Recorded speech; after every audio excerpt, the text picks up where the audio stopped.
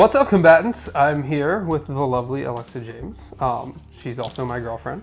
And we figured it would be cool to review the Mortal Kombat movies, well, the movie franchise, from two different perspectives. The perspective of a Mortal Kombat lore enthusiast and hardcore fan, and just the casual movie goer. I like this because I have little to no knowledge of this franchise other than the theme song and video done by Smosh where they just battle each other. Well, you know a little bit from me. Yeah, but before you, I knew that it was a game. Let's get started. Mortal Kombat was released on August 18th, 1995. And for reference, Mortal Kombat 3, the video game, was released April 15th, 1995. So we weren't very deep into the franchise when this movie came out. So the movie was already in production while MK3, before MK3 was released even. It was directed by Paul W.S. Anderson, who, if you don't know who he is, he did a lot of mediocre to bad movies, AVP, Alien vs. Predator. Hope he's watching. The entire well, not the entire, but most of the Resident Evil movies were created by Paul W.S. Anderson. And Mila Jovovich does a great job in those films. Yeah, they're not great movies, though. And my personal favorite by him, I mean, outside of Mortal Kombat, Event Horizon, which was actually probably his best movie. Where we're going, we won't need eyes to see. The budget was $20 million. The box office, it made $124.7 million, so it was a big hit. And the screenplay was written by Kevin Droney. This movie does have a 46% score on Rotten Tomatoes and a 56 on Metacritic. So it's like very average in terms of critics. So the gist of the movie is there's a fighting tournament to determine the fate of the world. I mean, if you're watching this, you probably know what Mortal Kombat is about. I don't really need to go over the plot from head to toe, but you should. The tournament is held once every generation. They must win 10 tournaments in a row in order for Outworld to invade Earthrealm. That's the gist of it. They have won 9. This is the 10th tournament for them. Spicy. So Earthrealm must prevail. We got Christopher Lambert as Raiden. We got Robin Shou as Liu Kang. Bridget Wilson as Sonja, Lyndon Ashby as Johnny Cage. Those are our main characters. So I think for a movie that came out that didn't have much lore in the franchise yet, I mean, there was some lore there, but it wasn't it wasn't as developed as it is right now. I think it did a decent job overall. I would say the thing that I have the most nostalgia for is the soundtrack, because we owned both of them, because my brother was so obsessed with the movies and was watching them constantly, which I don't know how I escaped watching both of them all the time. Wait till we get to Annihilation. I think I was up in my room, but I would hear him playing the soundtrack all the time, but of course the most notable is the theme song. The theme song still holds up. I mean, in a time where techno is very uncool, in a time where techno is very uncool, it kind of popularized techno for a little bit. Was techno ever uncool when it started? I just remember that being a thing. I believe the soundtrack, and I'm going off of memory here, but I believe it went double platinum. The things I like best about this movie are the set design. I think is great. I would agree. Anything off of Earth, I actually was very much into, because while it is very much a set, I like those things about older movies. It's very nostalgic for a time where we actually built things instead of just looking for different areas to film or just CGIing all of it, so I appreciated that very much. And it looked otherworldly. I love Shang Tsung's boat. His Davy Jones locker boat that they all just casually walk up onto. It's pulling up into the dock, surrounded by fog, and I'm losing my mind because they're all just like, okay, here we go. No questions all the asked. sails are ragged. I can't get over this. It was a good boat. It was a good boat. It was a great boat. For the characters, for what they were given, I feel like they hit most of them somewhat. You gotta remember this movie came out where there wasn't really that much lore, so they didn't really have a lot to go on based on what, the few games that they were given that didn't have a lot of story because it's a fighting game. Fair, but I have opinions. I have opinions too. Although the guy who played Kano, Trevor Goddard, rest in peace, Kano originally was from Japan in the original storyline I in remember you telling the me MK comic book. But he did such a good job with the character that Ed Boon and John Tobias, the creators, were like, well, we're going to retcon that. And he's now Australian. And from then on, Kano became Australian. And I think he's probably one of the better actors in the movie. Hello, baby. Did you miss me? I really liked Shang Tsung's Shang Tsung? Shang Tsung, Shang Tsung. It could go either way. I very much liked his facial expressions because there were a lot of them. A lot of eyebrows. He has very strong eyebrows and very strong eyeballs. He was great. I also like that he was just full on camp. He was ready to go. Carrie, Hiroyuki Pagawa? Yeah, Is that's that his it. name? Thank you. You can pronounce it much better than I can. He really embodies Shang Tsung. He reminds me of what would be a human version of Scar from The Lion King. I can see that. Yes. Yeah. I mean, he did such a good job with the character that they brought him back to voice Shang Tsung in Mortal Kombat 11. Oh, he's just great. He is great. Isn't he? Did they model off him? They modeled off of him too, yes. I know things. Yes. Yeah, they took his face model, and they actually gave him a movie skin in the game. I liked Liu Kang. I will defend Liu Kang. We gotta protect him. Liu Kang was good for what he did. He's very good, and I will protect him with my life. How did you feel about Christopher Lambert being Raiden? Oh, I don't like him. I don't like Raiden. I want him gone. I want him out of my world.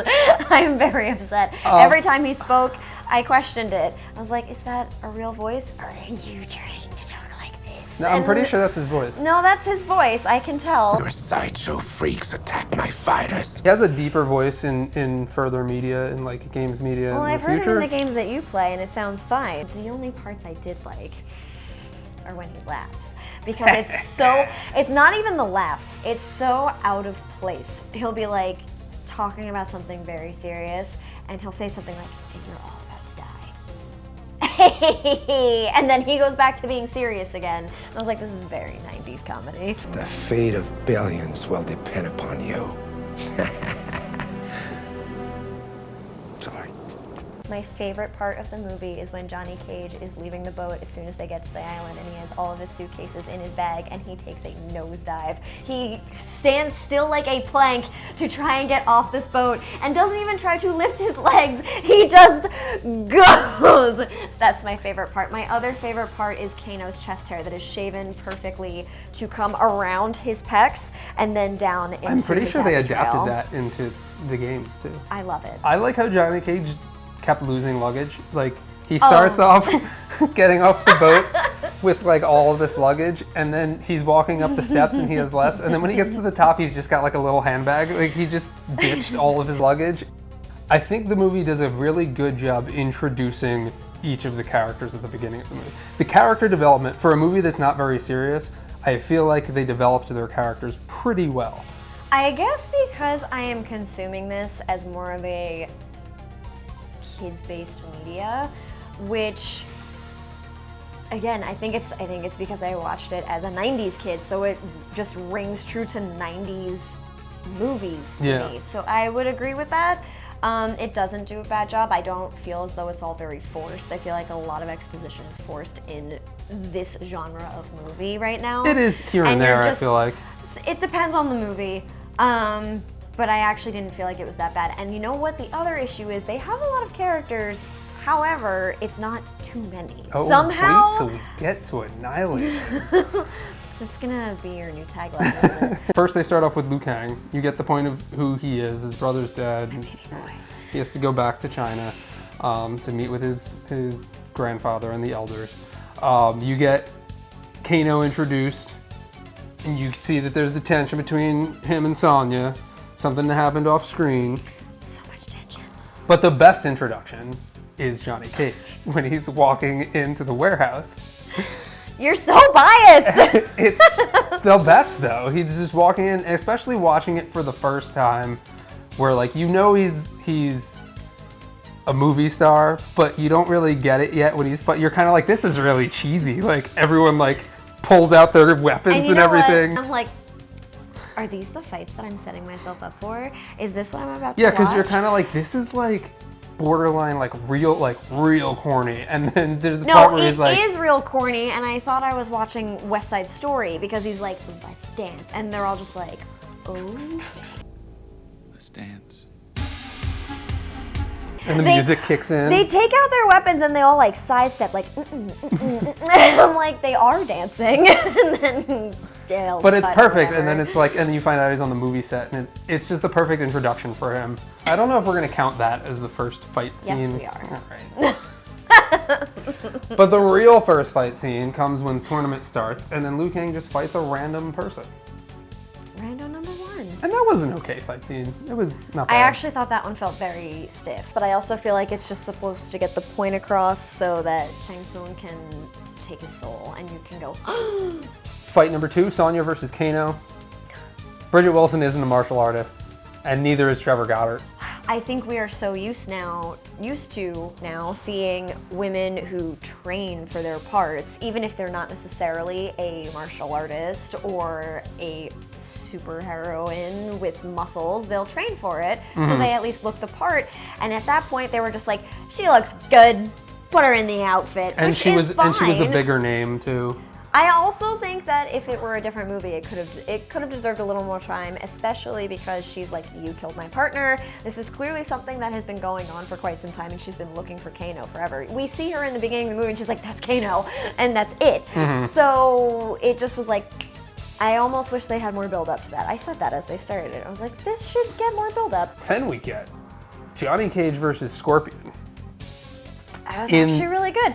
But my gripe with this is we cut from Sonja versus Kano, and then all of a sudden Johnny Cage is walking through the woods casually on his own in a polo and work slacks. Yeah, the costume design of the movie isn't fantastic. Johnny Cage is just strolling. Like, I don't know why they put Johnny Cage in like a green polo and like dress pants. He's an actor. But he's an actor who's a martial artist actor. I don't know. He's like his character is based off of Jean-Claude Van Damme. I know. So, like, I don't understand why he's just not wearing like martial arts pants. It was also a choice to make Scorpion's spear a living organism.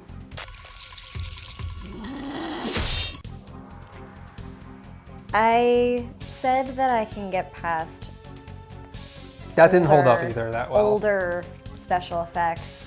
I understand what I said, but sometimes it's just rough. The This Johnny fight- Cage Scorpion fight is great. This fight in particular is pretty good, especially once they go from the weird, like, hallway forest to where- Scorpion's lair, I'm assuming, is what they were trying to go with that. Plot hole, how did Johnny Cage get out of there? Who cares? Also, it was a great decision. I don't know, all right, maybe not a great decision. It was a decision when they were like, let's just make Scorpion blow up. My favorite part of that fight is that Johnny Cage carries an autographed photo of himself everywhere he goes so that when he blows up his victims, he can lay it there as he walks away. I actually thought that fight was very good. It felt very put together, and I thought it seemed the most organic. And I felt as though some of the Liu Kang fights seemed a little stiff to me. I said that before. Yeah. But this one, they just kept going. And I think my other problem with the Sonja Kano fight, which I remember telling you, was she's like this half the time, and he's on the ground. I'm like, no, that's your opportunity. That's your opportunity. Yeah. Why the choreography was hit or miss. I think it's hard to tell people who aren't fighters or martial artists like how to, choreograph them to fight and make it look real. Especially if you're not like Bridget Wilson. I don't know if Bridget Wilson did that many action movies. The only movie I can think of right now that I remember her from is Billy Madison. That's what I know. Yeah. It's not like she was fighting in Billy Madison, although she did kick his ass.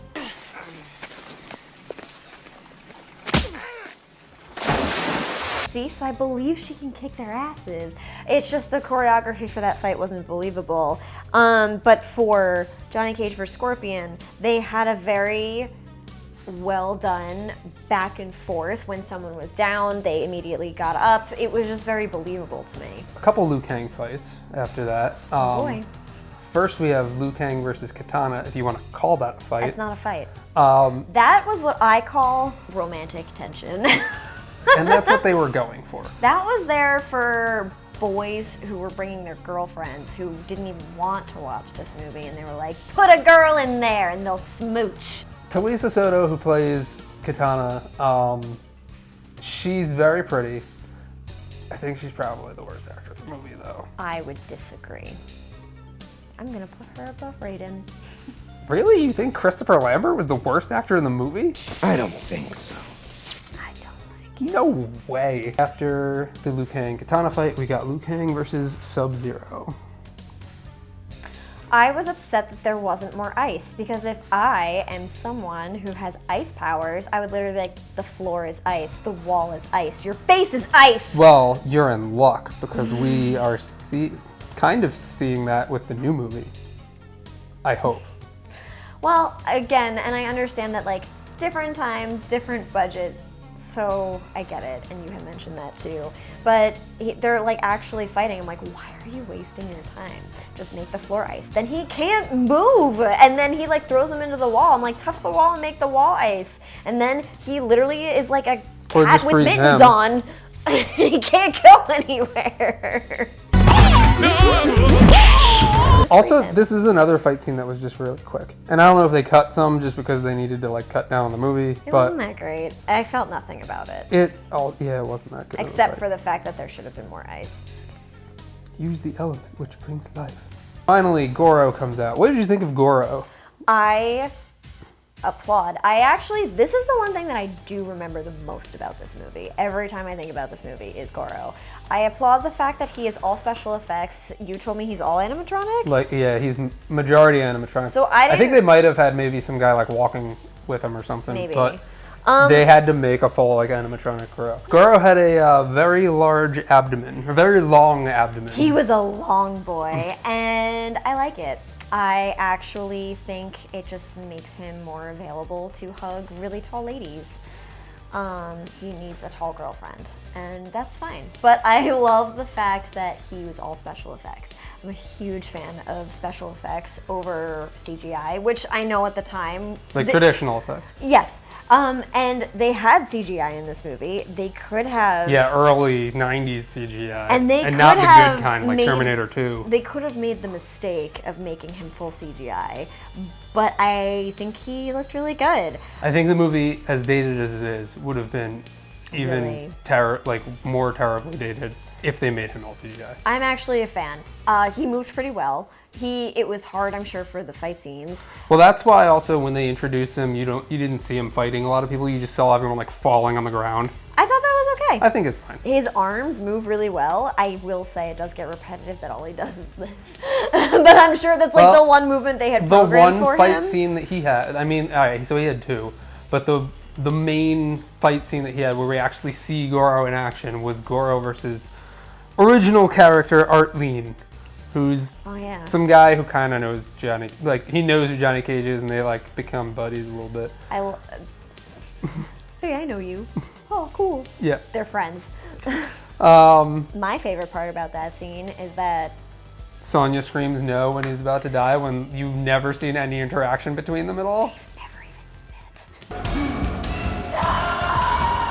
I thought the fight scene was done okay. They did what they could with it. It was a lot of, like, shots from here up on Goro and, like, POV shots of Goro looking at him. I thought it was But very it was- well done. yeah, there's for the no limited complaints. mobility that he had, I thought it was pretty well done. And then we got Johnny Cage versus Goro, which is great. I love how that's how they were like, this is how we're going to make Johnny Cage beat Goro. We're just going to make him use the Nutcracker.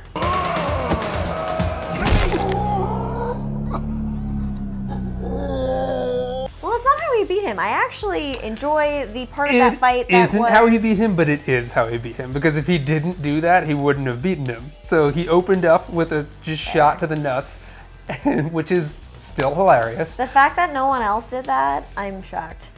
And then he ran away, and Goro chased him. And then you get probably the best line in the movie. Those were $500 sunglasses, asshole.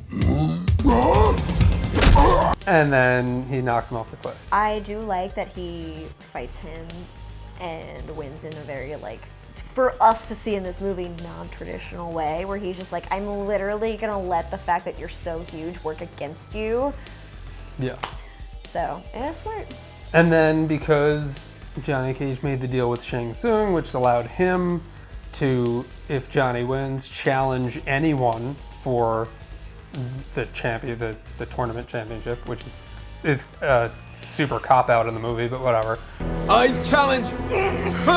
They go into Outworld, we get Liu Kang Reptile fight, which I think is actually the best fight in the movie. And it also has the best song. Isn't it just a Mortal Kombat? No, it's its own song. Okay. It's its own techno theme song.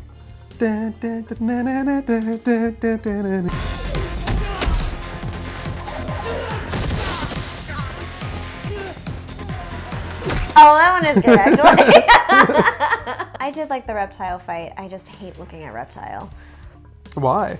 Which one? The CGI Reptile? The CGI Reptile. Yeah. He's the worst part about the movie, besides Raiden. He's not that good. I'm gonna stand by it. The thing that I did like about that fight was that it kind of like bamboozles you, because Liu Kang is like, hey, yeah, I've got you, and then he's just like, it makes no sense. And then he gets into the statue body where you see other like dead skeletons, and he's like, surprise, suckers, I'm actually human. Yeah, it makes no sense. I think they were just like, whoa, it would be cool if he like throws Reptile into the statue. They and weren't then the wrong. statue It was kind of becomes, cool. like, It just didn't make the much game sense. Reptile. I also thought it was a good homage because Reptile was the first secret character, where it's like you see him, you kind of forget about him, and then you see him like run into Outworld or whatever, and you didn't think you would actually get the human Reptile, and then when he shows up, you're kind of like, oh, because I remember when I was a kid watching that in theaters, I was like, oh, that's awesome. And then when he kills Reptile, he bleeds bugs. I mean, I think That was a choice. That was just an aesthetic choice, I think. That reminded me of Oogie Boogie from Nightmare Before I think it's just that they couldn't use blood, and they were like, how about bugs? Why not Bug? And then the final fight is Shang Tsung versus Liu Kang, Simba versus Scar. basically. Remember who you are, my son. I can see into your soul. You will die. His character really shines in this end scene, I think.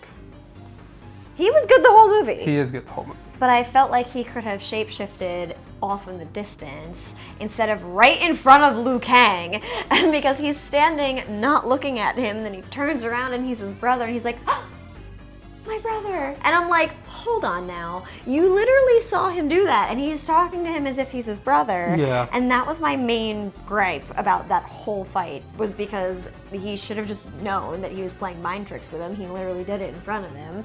And if they had just reworked that a little bit, it would have been better. Because I like the idea that he had to like face his fear, which was letting down his brother and his family, I like to be able to defeat him. I like So- the throwback to where Shang Tsung kind of like slips up, where he's like, I forgive you for letting me die, and that's what makes him realize, be like, wait, no, like Raiden said, every mortal chooses their own path, and Chan knew this. Every man is responsible for his own destiny. Shang Tsung killed my brother. You're mine.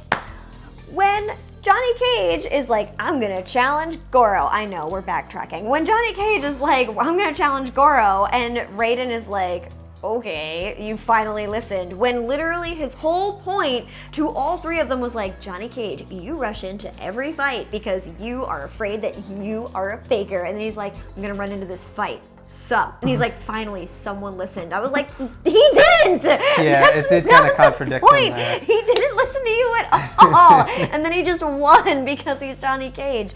And then Sonja didn't even get to be like, yeah, I do need help sometimes, and that's okay. Yes, she did. I mean, like, My friends will come for me. yeah, because she didn't have a choice.